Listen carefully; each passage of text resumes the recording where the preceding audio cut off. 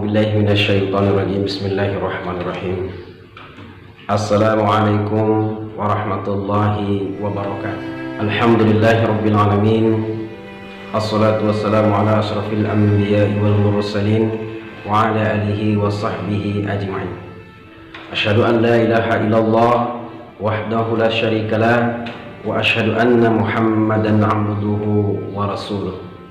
Allahumma fassalli wa sallim ala hadzal nabiyil karim wa ala alihi wa ashabihi wa man tabi'ahum bi ihsanin ila yaumil qiyamah. Para pemirsa yang budiman, yang insyaallah dirahmati Allah Subhanahu wa taala. Alhamdulillah wa syukurillah atas segala nikmat yang Allah berikan kepada kita semua. Pada kesempatan yang mulia, Allah masih memberikan kenikmatan kepada kita begitu banyak. Salawat dan salam semoga tetap tercurah kepada Nabi Allah Muhammad sallallahu alaihi wasallam. Allahumma shalli ala Muhammad wa ala ali Muhammad. Para pemirsa sekalian yang budiman, yang insyaallah Allah Subhanahu wa taala rahmati. Alhamdulillah, segala puji bagi Allah yang begitu banyak memberikan kepada kita kenikmatan. Maka pada kesempatan ini, tausiah yang kita sampaikan adalah 3S: sabar, salat, dan syukur. Para pemirsa yang budiman yang dirahmati Allah Subhanahu wa taala, yang pertama adalah sabar. Sabar adalah hal yang sangat penting yang harus kita hadapi selaku hamba Allah yang beriman. Allah Subhanahu wa taala menjelaskan dalam Al-Qur'an surat Al-Baqarah ayat 153. A'udzu billahi minasyaitonir rajim. Bismillahirrahmanirrahim. Ya ayyuhalladzina amanu ista'inu bis-sabri was-salah. Innallaha ma'as-sabirin. Shadaqallahul azim. Amma ba'd.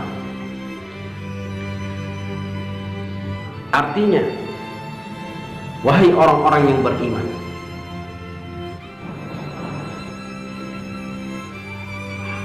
jadikan salat, jadikan sabar dan salat itu sebagai penolong bagi kamu. Sesungguhnya Allah bersama orang-orang yang sabar. Para pemirsa sekalian yang budiman, sudah jelas bahwa sabar adalah sebagai perisai bagi kita, akan memberikan pertolongan kepada kita. Innallaha ma'as-sabirin. Sesungguhnya Allah itu bersama dengan orang-orang yang sabar. Maka oleh karena itu, jadikan sabar itu adalah hal yang harus kita miliki, karena sabar akan menolong diri kita. Sabar tidak ada batasnya. Kita lihat Rasulullah Shallallahu Alaihi Wasallam, dia sabar dari segala menghadapi ujian dan cobaan. Sabar dalam menghadapi hawa nafsu, sabar dalam ujian, sabar dalam godaan syahwat. Maka ini yang harus kita perkuat. Maka kesabaran kita tidak hanya sabar dalam menghadapi situasi ujian, tapi juga sabar dalam menghadapi syahwat, tahta, harta, dan wanita. Ini yang harus kita hadapi. Maka oleh karena itu, kita selaku hamba Allah yang beriman, maka kita harus kuat dalam menghadapi ujian, dalam menghadapi segala macam persoalan, dalam menghadapi segala macam ujian yang Allah berikan kepada kita. Yang kedua, salat. Salat adalah hablum minallah, hubungan kita kepada Allah Subhanahu wa taala. Maka dalam ayat 153 surah Al-Baqarah tadi jelas, jadikan salat dan sabar sebagai penolong bagi kamu. Mari kita jadikan salat itu sebagai penolong dalam hidup dan kehidupan kita. Kenapa? Karena salat adalah inna salat tatanha anil fahsya'i wal munkar.